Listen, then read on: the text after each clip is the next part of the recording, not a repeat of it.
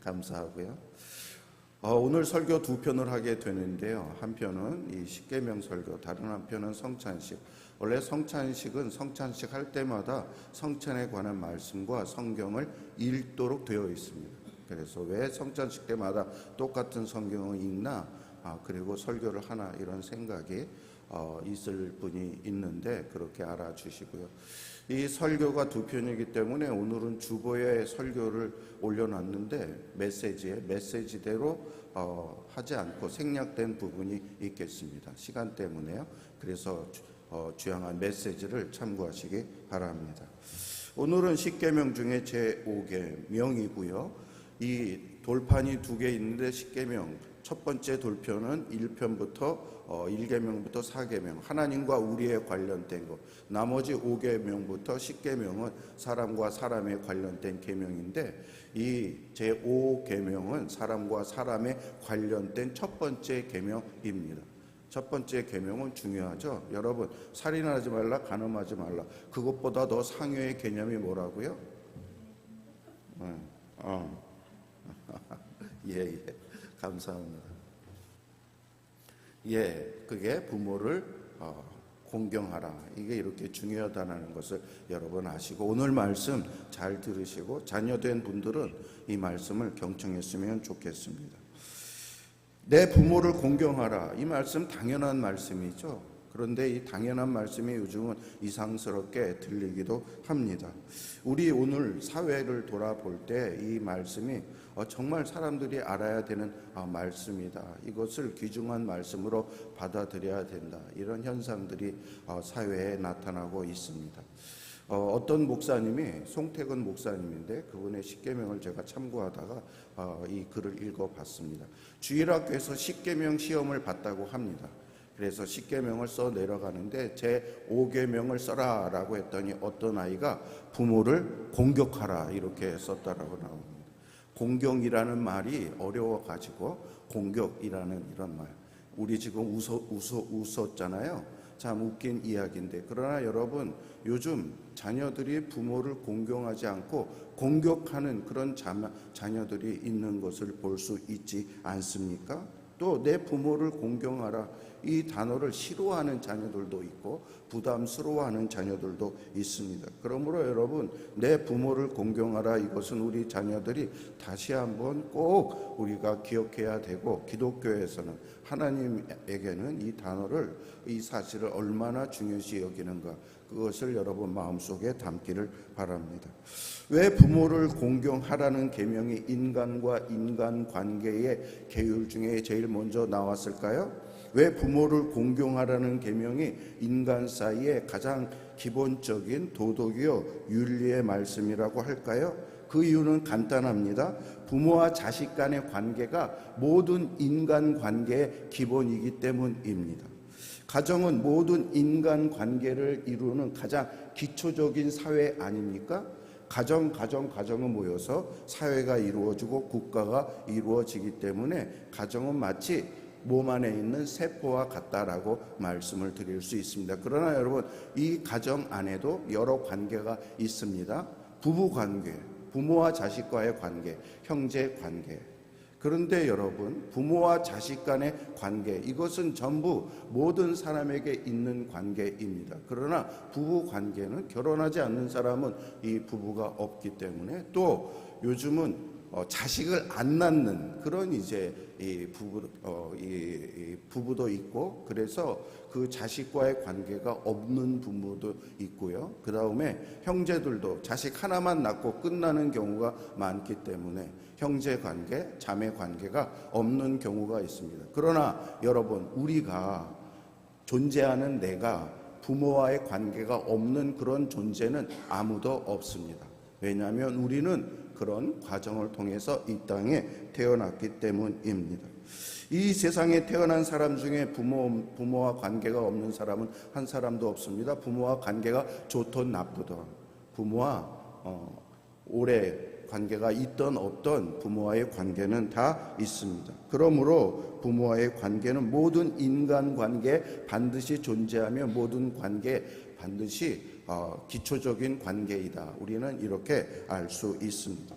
그러면 여러분, 부모를 왜 공경해야 할까요? 여러분, 공경이라는 단어는 카베트인데 이것은 딱 두 대상에만 사용했습니다. 성경에서. 그것은 하나님과 부모라는 말씀입니다. 이것은 다른 것을 존경하고 귀하기고 그런 차원과 달리 특별히 하나님을 공경하고 경외하는 것처럼 사람을, 부모님을 그렇게 공경해야 된다. 이것을 우리에게 말씀해 주고 있습니다. 그러므로 우리는 왜 부모를 하나님처럼 공경해야 할까요? 그것은 부모가 하나님을 대리하는 자이기 때문입니다. 부모님은 어떤 면에서 하나님을 대리합니까? 첫 번째, 부모는 우리에게 생명을 주심으로 하나님을 대리합니다. 하나님은 우리를 세상에 있게 하실 때에 직접 만드신 것이 아니라 누구를 통해서? 부모를 통해서 우리를 이 땅에 만드셨습니다. 다시 말씀드리면 부모는 하나님 창조 사역의 대행 역할을 하였던 것이었습니다. 이 세상에서 가장 소중한 것은 무엇입니까? 바로 내 생명입니다. 내 생명은 세상에 어떤 생명, 어떤 피조물과도 비교할 수 없고 어떤 값으로도 바꿀 수 없는 그것이 내 생명인데, 이 내 생명을 허락하고 주신 그러한 분이 바로 누구라고요? 우리 부모님이시라고요. 그러므로 우리 부모님의 그 놀라움은 정말 우리가 깨달아야 합니다. 비록 부모님이 나를 낳자마자 다른 손에 키웠다든지 양육기관에 키웠다든지 또 나를 제대로 교육을 못한다 할지라도 여러분, 천하보다도 소중한 이 생명을 나에게 이 땅에 허락해 준 그 자체 하나만이라도 우리는 부모를 인정하고 공경해야 한다라는 것입니다. 여러분, 둘째, 우리는 왜 부모를 공경해야 됩니까? 우리를 기르고 교육함으로 하나님을 대리하기 때문입니다. 이런 말이 있습니다. 배워야 할 모든 것은 가정에서 이미 배웠다. 여러분, 이 말 맞는 말 아닙니까? 우리가 태어나자마자 우리에게 여러 가지 가르쳐주고 평생 가르쳐준 분은 누구이십니까? 부모입니다. 부모가 우리의 최상의 선생님입니다. 우리가 많은 것을 배우고 모든 것을 습득한 그런 교육의 현장은 어디였습니까? 바로 가정이었습니다. 사람이 인격이 형성되는데 가장 중요한 것이 어렸을 때 부모로부터 받는 가정교육이라고 합니다. 그래서 요즘 사회에서 가정교육의 중요성에 대해서 다시금 인식하고 그것에 대해서 강조하고 있습니다. 그렇습니다, 여러분. 어렸을 때 그리고 가정 안에서 우리가 어떤 교육을 받느냐, 그것에 따라서 우리의 모든 그러한 성품과 자세와 태도와 사람과의 관계가 달라지는 것을 볼 수 있습니다. 여러분, 또 생각해 보십시오. 부모가 자식을 낳았는데 자식을 낳아서 양육하면서 얼마나 헤아릴 수 없는 사랑과 정성을 쏟았습니까? 이 똥과 오줌을 싸고 토하고 그럴 때 무조건 달겨들어서 우리를 깨끗이 씻겨주시고 날마다 새롭게 해주는 분이 누구입니까? 부모님입니다. 병 들었을 때에 그 병을 아파하며 밤새도록 그 간호하고 품어주는 분이 누구이십니까? 부모님입니다. 저도 어렸을 때 약해가지고 잘 아팠는데요, 밤새 간호하고 저를 지켜주고 배가 아프면 배를 계속 문질러주고 이렇게 한 분이 저의 어머님이었습니다. 또 자녀들의 먹는 것과 입는 것을 위해서 최선을 다한 분이 바로 부모님입니다. 이 은혜를 생각할 때 한 인간으로 태어나서 부모님의 은혜를 잊지 않고 부모님을 공경하는 것, 그건 정말 의무 중에 의무가 아닙니까? 제가 좋아하는 동화 하나 있는데 오늘 그것을 여러분에게 잠깐 설명하도록 하겠습니다. 이 동화는 쉘 실버스타인이라는 쓴 사람인데 여러분 저거 아시죠? 아낌없이 주는 나무. 모르는 분들을 위해서 잠깐 제가 소개합니다. 저 어린 소년이 있었는데 나무를 좋아했어요. 그리고 나무와 교제를 했어요. 그런데 이 소년이 어느 때 커서 돈이 필요했어요. 그래서 나무에게 가서 내가 돈이 필요한데 이렇게 얘기를 했더니 나무가 나는 돈은 없지만 나에게 열매가 많으니까 이 열매를 따다가 갖다 시장에 팔면 돈이 생길 것이다. 그래서 소년이 저 나무를 열매를 다 따다가 팔아서 시장에서 돈을 구했습니다. 그 다음에 얼마간 있다가 소년이 다시 왔는데요. 내가 이제 결혼하게 되었어. 그런데 결혼을 위해서는 집을 지어야 되는데 집을 지을 것이 없네? 라고 했더니 나무가, 나는 큰 나무라 가지가 많아. 그러므로 내 가지를 다 가져다가 너의 집을 지어 하면서 가지를 다 주었고 그 소년은 그 가지로 집을 지었습니다. 이 나무는 저 밑에 보면 계속 행복했습니다. 자기가 줄 수 있는 것을 주었기 때문에. 그런데 또 이 소년이 나이가 들어서 왔습니다. 내가 이제 장사를 하려고 하는데 배가 필요한데 배가 없어. 어떻게 하지? 그랬더니 이 나무가 내가 너에게 배를 줄 수는 없지만 내 나무를 잘라다가 그곳으로 배를 만들어. 그러면 그것 타고 갈 수 있지 않니? 이렇게 얘기를 했습니다. 그래서 소년은 이 나무를 다 잘라서 가지고 가서 배를 만들어서 그걸 타고 갔습니다. 그래도 이 나무는 행복하다라고 했습니다. 자기가 줄 수 있었으니까. 그런데 한참 지나서 이제 이 소년이 다시 나타났습니다. 이 소년이 이제 백발의 노인이 돼가지고 나타난 것입니다. 이 나무는 이 소년을 보고 미안해. 이제 내가 너에게 줄 수 있는 것은 아무것도 없어. 열매도 없고 가지도 없고 나무도 없고 그래서 미안해. 그런데 이 소년이 말합니다. 이제 나 그거 다 필요 없어. 왜냐하면 내가 늙었기 때문에 더 이상 할 수 있는 것이 없어.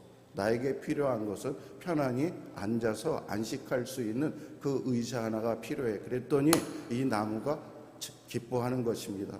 나에게 남은 것 이제 밑둥이가 있는데 이것을 너의 의자로 줄게. 그래서 너의 의자로 사용해 하면서 저 소년이 저 의자에 나무 밑둥이에 앉았습니다. 이때 나무는 역시 기뻐했습니다. 자기가 줄 수 있는 것은 다 줄 수 있다고. 여러분, 이 글을 읽으면서 왠지 마음이 짠하지 않습니까? 저 나무는 누구를 말하기 때문에요? 부모를 말하기 때문입니다. 우리에게 필요한 모든 것 계산하지 않고 주시는 분은 오직 이 세상에 아마 하나님 빼놓고 부모님일 것입니다.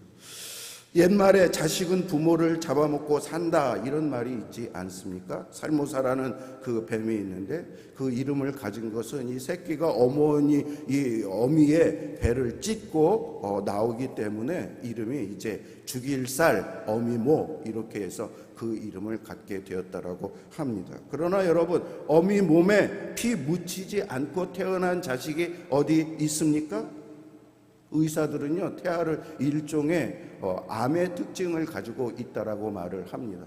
이제 이 태아가 어머니 자궁에 딱 안착하면 거기에 붙어가지고 엄마의 좋은 영양분을 10개월 동안 다 빨아먹는데, 그러다가 10개월 되면 어머니의 살을 찢고 나와서 피를 묻히며 나와서 이렇게 태어나는 그 과정이 그런 것이 암의 특징과 같다, 이렇게 이야기를 합니다. 여러분, 누군가를 위해서 살을 찢고 피를 흘려주는 것, 이거 정말 가장 큰 은혜요 사랑 아닙니까? 예수님의 은혜가 최고다 말을 하는 것은 예수님이 자신이 살을 찢고 그리고 피를 흘려서 우리를 이 땅에 새롭게 하고 구원해 주셨기 때문입니다. 마찬가지로 부모님도 차원은 다르지만 살을 찢고 피를 흘려서 우리를 태어나게 하고 생명을 주었기 때문에 그 은혜는 정말 우리가 무엇으로 말할 수 없는 은혜인 것입니다. 주님의 은혜를 모르는 것은 사람의 도리가 아닌 것처럼 부모님의 은혜를 모르는 자는 사람의 도리를 하지 않고 있는 것입니다. 여러분, 만고불변의 최고의 진리는 부모의 사랑이요 부모의 공경인데 이것을 위반하고 이것을 지키지 않는 자의 삶이 어떻게 복된 삶이고 어떻게 인간적인 제대로 삶을 사는 것이라고 말할 수 있겠습니까? 그러면 우리는 어떻게 부모님을 공경해야 할까요? 첫째, 감사한 마음으로 부모를 존경해야 합니다. 여러분, 우리가 부모를 존경해야 하는 이유는 부모는 부모이기 때문입니다. 어떤 부모는 나에게 돈을 많이 줘, 어떤 부모는 권세가 높아, 어떤 사람은 대단한 권력을 가지고 있어. 물론 그런 부모이기 때문에 존경하고 인정할 수 있지만 그것이 없다 할지라도 왜 우리는 부모님을 인정하고 공경하고 존중해야 한다고요? 하나님의 대리자라니까요. 너희가 보이는 사람도 보이는 부모도 너희가 사랑하지 않고 인정하지 않는데 어떻게 보이지 않는 하나님을 너희가 믿고 사랑할 수 있느냐. 이게 요한일서의 말씀 아닙니까? 그러면 여러분, 하나님 사랑한다 말로만 말씀하지 말고 하나님을 대행하고 있는 부모님에 대해서 존중하고 인정하는 그러한 마음을 가져야 합니다. 둘째, 부모님에게 순종하는 것입니다. 여러분, 부모님의 말을 듣고 순종하는 것인데 부모를 공경한다. 그거의 가장 A는 뭐냐면 부모의 말을 들어주는 것입니다. 잠언 말씀에 우리가 한번 같이 읽어볼까요? 잠언 말씀에 다 같이요, 시작. 내 아들아, 내 아비의 훈계를 들으며 내 어미의 법을 떠나지 말라. 이는 내 머리에 아름다운 관이요 내 목에 금사슬이. 아버지의 훈계를 듣고 어머니의 말씀을 지키고 듣고, 이것이 가장 복받는 비결이고 네가 나중에 아름다운 관을 하는 거 영화롭게 된다라는 거예요. 목에 금사슬은 당시에 귀족이나 이렇게 높은 이것이 되는 첩경이에요. 여러분, 왜 열심히 공부합니까? 왜 열심히 세상에 나가서 학원 다니고 막 그럽니까? 미래가 잘 되기 위해서 아닙니까?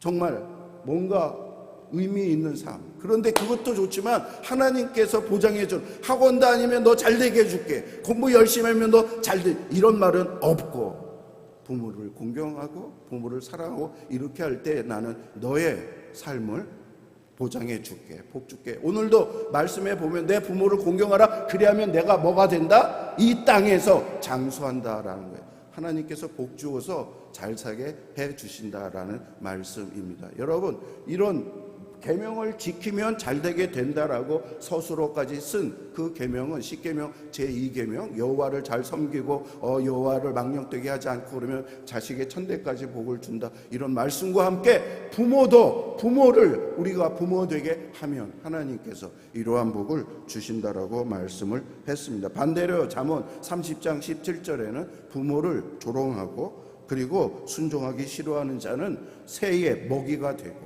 그리고 새로 인해서 그 머리가 쪼임을 당할 것이다, 이렇게 비참하게 된다라는 그것이죠. 거짓말하지 않는 하나님의 말씀입니다. 모세의 율법은 부모와 자녀의 관계가 얼마나 중대한지, 부모를 저주하거나 부모를 버리거나 그렇게 하는 자는 바로 사형에 처한다. 사형도요, 공개 처형이에요. 성읍의 장로들을 불러 모아놓고 돌을 침으로 죽여라, 이렇게 얘기를 하는데, 여러분, 물론 이건 구약시대의 이야기고 신약시대에 이런 것은 말도 안 되는 것이지만, 그러나 하나님의 마음이 이렇다라는 거예요. 하나님은 부모를 경홀히 여기고 부모를 외면하고 그렇게 하는 자에게는 하나님께서 결코 그것을 기뻐하지 아니하고 그것에 대한 보응을 주신다, 이런 말씀입니다. 지금 구약처럼 하나님이 하지 않아요. 그러나 하나님께서 회개하기를 기다리고 계시는 거예요. 회개를 해서 예수님이 전에 오실 때 회개를 하면 그 모든 것이 용서가 되지만 그때까지도 부모에 대한 죄를 지면 살인죄보다 크다니까요. 여러분, 살인죄 하면은 어떻게 되면 엄청난 형벌을 받죠. 그러나 성경 그것보다 더 잘못된 범죄 중에 범죄는 부모를 무시하고 공경하지 않는 죄인이 그것에 대해서 하나님께서 응당 보응을 준다, 이렇게 말씀하고 있습니다. 여러분, 그냥 한 귀로 듣고 한 귀로 흘리지 마시기 바랍니다. 여러분, 그런데 부모님 말씀에 무조건이고 절대적으로 순종해야 할까요? 그러나 그렇지 않습니다. 성경에서는요, 주 안에서 순종하라고 말씀합니다. 부모님이 하나님의 대리자이지만 하나님의 대리자로서 제대로 역할을 못하고 하나님 말씀에 어긋난 일을 명령할 때 그것에 대해서 순종해야 될 그런 것은 아니라는 말씀입니다. 예를 들어, 교회 가지 마. 부모님 말씀이니까 무조건 듣겠어요. 주일 지키지 마. 부모님 말씀이니까 무조건 듣겠어요. 너 그 사람과 교제하지 말고 그 사람 이용해서 뭐 돈을 벌어, 뭐 이렇게 얘기를 만약에 한다면 그것 순종해야 될까요? 순종하지 말아야 됩니다. 무조건 끝까지 아무거나 부모 말이면 무조건 다 순종하는 사람을 마마보이라고 말을 하는데요, 마마보이가 되지 말라라고 성경은 말씀하고 있습니다. 여러분, 헌법이 모든 법의 최상의 법 아닙니까? 그러므로 만약에 밑에 있는 법이 헌법과 맞지 않으면 헌법 소원을 내가지고 헌법대로 하게 합니다. 선법이 최우선적으로 지켜야 될 법이에요. 마찬가지로 세상에 많은 법이 있습니다. 많은 규칙이 있습니다. 그러나 그 중에 제일 중요한 게 뭐라고요? 하나님을 섬기고 하나님 말씀을 따르는 법이, 하나님 법이 제일 위의 법이에요. 그러므로 하나님의 법에 위반이 된다면 그것은 지키지 못할 것이고 하나님의 법을 먼저 따라야 합니다. 유대인 관원들이 베드로와 사도들에게 설교를 듣고서 이제 그 설교를 중지하라고 말을 했습니다. 근데 유대교의 법에 의해서 너 그 설교하지 말어, 그 설교하면 너 감옥에 집어넣을 거야, 이렇게 얘기를 했어요. 그랬더니 베드로가 뭐라고 말했냐면 다 같이 시작, 사람보다 하나님께 순종하는 것이 마땅하다라고 하면서 계속 그들에게 유대교 법률을 어기고 하나님 말씀에 따라 그들에게 설교해서 결국 베드로는 이 설교죄로 체포돼서 감옥에 들어가게 되었어요. 그럼에도 불구하고 하나님의 말씀을 지키는 것이 중요하다, 이렇게 말씀했습니다. 또 여러분 다니엘서 보면 다니엘과 세 친구가 그 당시에 바벨론 나라가 정한 국가적인 법이 뭐냐면 큰 신상을 세워놓고 거기에 절하라, 거기에 절하지 않으면 너에게 엄벌에 처할 것이다, 이렇게 얘기했는데 다니엘과 세 친구는 그 국가법을 어겼어요. 절하지 않았어요. 왜? 하나님이 오직 하나님만을 섬겨야 되기 때문에. 그러다 어디 들어갔습니까? 풀무불과 사자 속에 들어. 그럼에도 불구하고 하나님의 법이 중요하다는 것을 깨달아 그들은 그것을 먼저 지키었던 것이었습니다. 여러분, 부모를 공경하는 세 번째 방법은 부모를 돌보는 것입니다. 여러분, 부모는 우리가 갓난아기로 태어났을 때부터 이 성인이 돼서 독립할 때까지 돌보지 않았습니까? 그리고 그런 책임이 부모에게 있다라고 성경이 말씀하고 있습니다. 그런데 이게 역전이 됐어요. 이제 우리는 우리 부모를 돌보지 아니하면 우리 부모님들이 제대로 생활도 못하고 걷지도 못하고 그런 일이 있을 때에 그것을 외면하고 모른 척하면 안 된다, 이렇게 말씀을 합니다. 디모데전서 5장 4절에 보면 이런 말씀이 나요. 다 같이 시작, 자기 집에서 효를 행하고 부모에게 보답하기를 배우게 하라. 이것이 하나님 앞에 받으실 만한 것이니라. 디모데가 목회하는 교회에 무슨 일이 있었냐면 과부의 자식들이 과부를 돌아보지 않는 거예요. 그랬더니 바울이 디모데 목사에게 가서 그 자식들을 불러놓고 교육을 해라. 니네들이 부모로부터 받은 것이 얼마나 많냐. 그러므로 부모님에게 보답하는 것을 그들이 배우게 하여라. 이것이 바로 하나님 앞에 받으실 만한 것이니라, 이렇게 얘기를 합니다. 저희 어머니랑 제가 이제 일주일에 한 번 정도 차 타고 다니는데 다닐 때마다 이런 얘기를 해요. 참 좋다. 바람 세게 해줘서 고맙다. 밥 사줘서 고맙다. 그냥 저는 맨날 차 타고 다니는데 어머니는 일주일에 한번 겨우 제 차를 타서 얻어 다니고, 걸어갈 때 어저께도 어디 이 납골당에 다녀왔는데 제가 손을 안 잡으면 걸어가기가 어려워요. 그래서 꼭 손줘 그렇게 해서, 그러면 엄마는 행복해 합니다. 여러분, 이제는 부모가 우리를 돌보는 것이 아니라 우리가 부모를 돌볼 때가 왔습니다. 연약해지고 지팡이 없으면, 도움이 없으면 걷지 못하는 때입니다. 네 번째로 넘어가겠습니다. 예수 그리스도 안에서 오교명이 완성됩니다. 여러분, 성경에 보면 예수님께서 어떤 이 기본적인 고정관념의 가정관을 도전하는 그런 말씀을 하신 적이 있습니다. 내게 오는 자는 자기 부모와 처자와 형제를 미워하지 않으면 능히 내 제자가 되지 못하리라. 이 말씀을 직역하면 내 제자가 되기 위해서는 가족을 버려버려라, 이런 얘기가 됩니다. 또 부모님 가족들이 자기를 찾아왔는데 동생들이 누가 내 어머니고 내 동생이냐? 너희들이 내 어머니고 내 동생. 목사님 보세요, 예수님도 이렇게 가정을 부정하는 그런 얘기를 하잖아요. 그렇게 얘기하는 사람들이 있습니다. 여러분, 그러므로 이 말씀에 따라 우리가 부모님을 외면하고 기존의 가족들을 외면을 해야 될까요? 여러분, 그렇지 않습니다. 이것은 예수님이요, 예수님이 30살 될 때까지 소년 가정이었어요. 그의 양부 요셉은 일찍 죽어갖고 형제들이 많고 그럴 때 열심히 그 사역을 했던 것입니다. 이제 하나님이 불러서 하나님의 법이 예수님에게 우선이었고 하나님의 일을 하고, 지금 예수님은 무슨 일을 하는 겁니까? 가족의 범위를 넓히는 거예요. 그래서 내 말을 듣고 내 안에 있는 자는 인간의 가족 말고도 영적인 새로운 가족이 되었으니 이런 가족을 너희들이 확장해라, 이런 의미에서 말을 한 것이지 기존의 부모를 외면하고 가정을 부정해라 이런 얘기가 아닌 것입니다. 여러분, 예수님이 돌아가실 때도 어떻게 하신지 아십니까? 예수님이 십자가에서 할 때 어머니가 찾아왔습니다. 그 어머니를 보고서 눈물을 흘리면서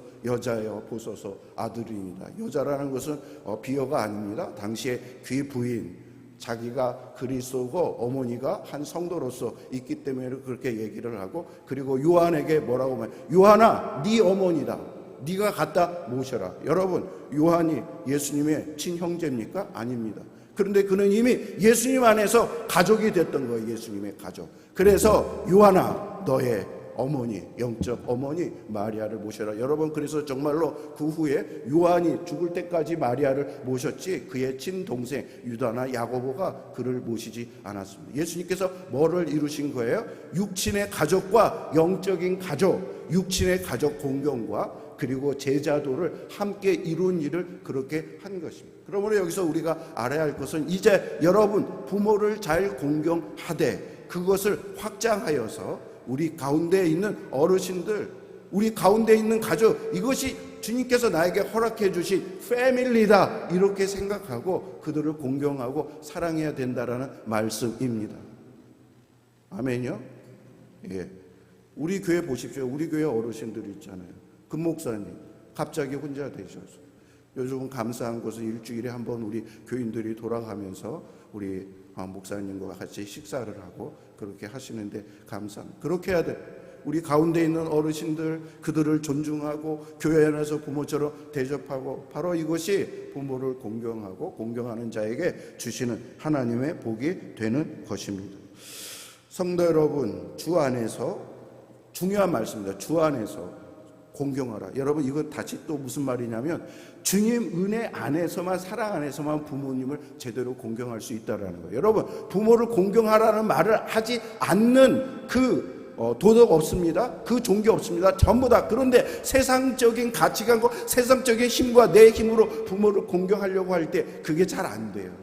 예, 사람의 마음이 원래 죄성이 있어서 오직 자기의 이 희생하고 사랑하고 손해보고 이렇게 안 돼요. 그런데 그것이 누구 안에서만 가능하다고요? 예수님 안에서만 가능하다고요. 예수님이 나 같은 것을 이 땅에 보내주시고 나에게 은혜 주시고 부모님을 통해서 주시고, 이게 예수님과 하나님과 늘 결부되기 때문에 그것을 진정으로 부모를 사랑하고 존중하게 되게 된다라는 말씀입니다. 여러분, 저 손양원 목사님이나 많은 사람들, 테라사 수너, 그들이 어떻게 다른 사람을 위해서 그렇게 사랑하고 베풀 수 있습니까? 지난주에 선교사들이 우리나라에서 얼마나 많은 희생을 했습니까? 순교를 가족들이 다 당하면서 그 안에 뭐가 있기 때문에? 그리스도의 감사함이 있기, 그리스도의 사랑이 있기 때문에. 그러므로 그런 것 갖고 우리 부모님에게 적용이 안 될래야 될 수 없다라는 말씀입니다. 그러므로 여러분, 주 안에서 부모를 공경할 수 있는 여러분이 되기를 바랍니다.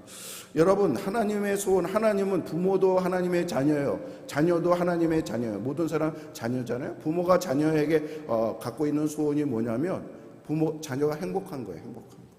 오늘 어떤 분이 저에게 와서 어느 자식이 잘 돼서 좋은 소식 들어서 행복하다. 그 자식도 행복하다. 이게 부모 마음 아닙니까?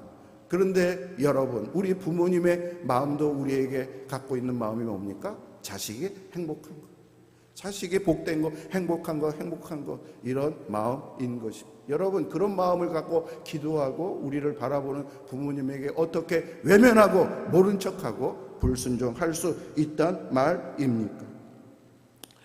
예, 아멘. 예, 근데 오늘은 아멘이 너무 정적이에요. 예, 그래서 그리스도 안에서 이렇게 할 수 있길 바라고, 다음 세대들에게 특별히 줍니다. 다음 세대들이. 그리고 이제 성찬식 설교를 하도록 하겠습니다. 성찬식 말씀은 신명기 11장 1절입니다. 간단하게 하도록 하겠습니다. 11장 1절 다 같이 시작. 그런즉 내 하나님 여호와를 사랑, 그 직업 규례와 명령을 항상 지키라. 여러분, 저거 언약을 맺은 다음에 하나님께서 언약의 상대자인 이스라엘 백성에게 하신 말씀이에요. 뭐라고 말하는 거냐면, 우리 약속을 했잖아. 언약 말씀 내가 십계명 지금 줬잖아. 이것을 너희들이 잘 지켜, 항상 지켜라. 그러면 내가 너희들이 하나님이 되어줄게. 성찬식도 마찬가지죠. 예수님이 테이블을 해놓고 제자들에게 주면서 이것은 새 언약이다. 너희들과 나와. 그 말씀은 뭐냐면 신명기에 있는 말씀을 갱신한다, 이렇게 이야기를 하시는 것입니다. 그러므로 이 새 언약을 우리는 지키는 마음, 지키고 있습니다, 지키겠습니다, 새 언약 가운데 있습니다, 이런 마음으로 성찬식을 참여해야 된다라는 거예요.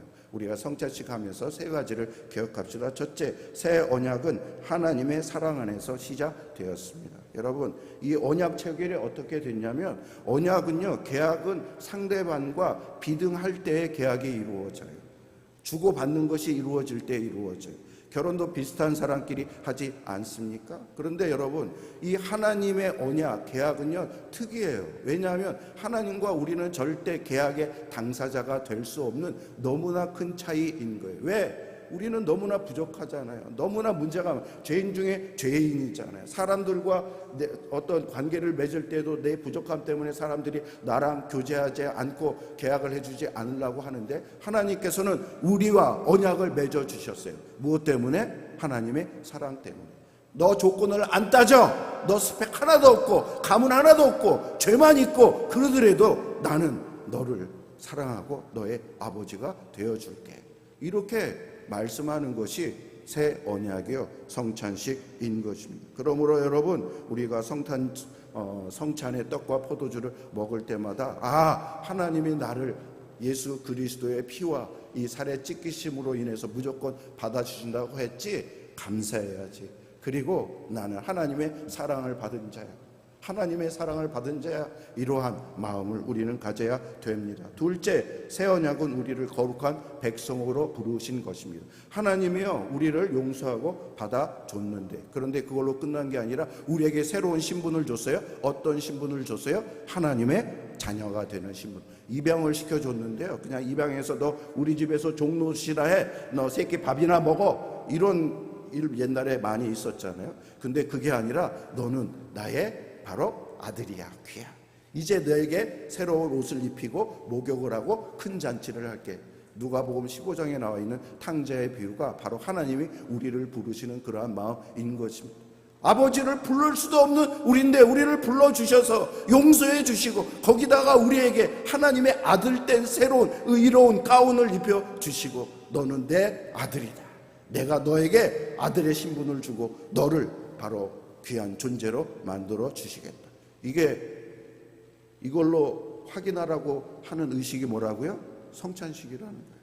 내가 하나님 자녀가 되었구나, 하나님의 백성이 되었구나, 이렇게 말씀합니다. 예수님께서 왜 십자가에 달려 죽으셨습니까? 우리의 죄를 용서하고. 그리고 왜 부활하셨습니까? 우리에게 새로운 신분, 새로운 생명을 주기 위해서입니다. 예수님께서 성찬식을 통하여 자기의 죽음을 예고하고 또 부활을 예고하셨는데, 정말 예수님께서 그렇게 하지 않으셨습니까? 그러므로 그 예수님을 믿으면, 예수님이 그렇게 한 것을 믿으면 내 죄가 사해지는 것이고, 예수님의 부활로 말미암아 내가 새로운 신분이 되었다, 이것을 성찬식을 통해서 확인할 수 있기를 바랍니다.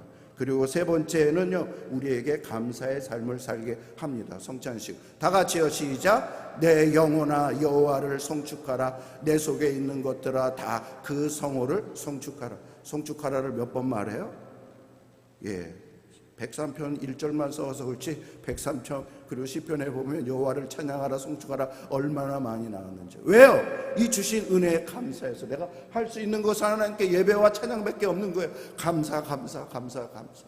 여러분, 우리 세상적으로 남이 갖는 거 내가 좀 못 가져서 섭섭할 때 있죠. 내가 좀 힘든 일, 하나님 왜 나에게 이렇게 화끈하게 복 주지 않으시고 왜 이러십니까? 그러나 여러분, 가만히 생각하면 우리에게 주신 은혜가 너무 많고, 앞으로 우리에게 주실 그 축복은 지금까지 받은 그것보다 훨씬 더 크다니까요. 그러므로 우리가 해야 될 일은 뭐예요? 감사.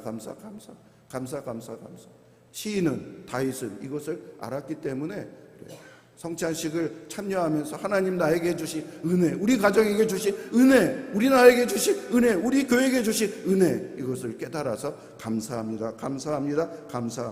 그렇게 할 수 있는 우리 모두가 되기를 주의 이름으로 축원합니다.